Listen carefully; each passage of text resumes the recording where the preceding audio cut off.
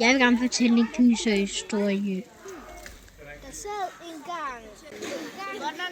Der var engang 6 spejdere, der sad rundt om et bål.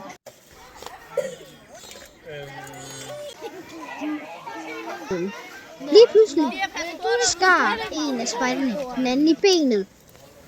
Hun glemte at kigge på, om der var nogen i nærheden. Og så var der en, der begyndte at ringe til alarmcentralen, imens en anden begyndte at forbinde ham, der blev skåret i armen. Ringer jeg til alarmcentralen. Det er alarmcentralen. Vi har brug for hjælp.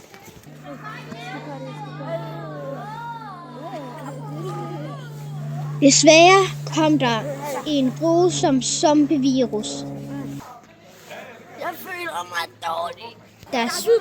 der spredte sig mellem alle spejder på jorden.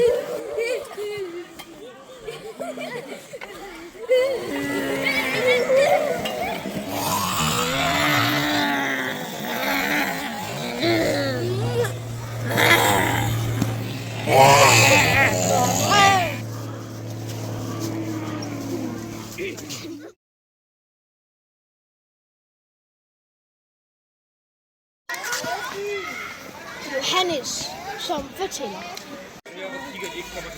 Magne, der snitter. Stop, der ringer til første hjælp. Karl, som bliver skåret. Jens, som forbinder. Bertil, som der blev en voldspsykopat-zombie.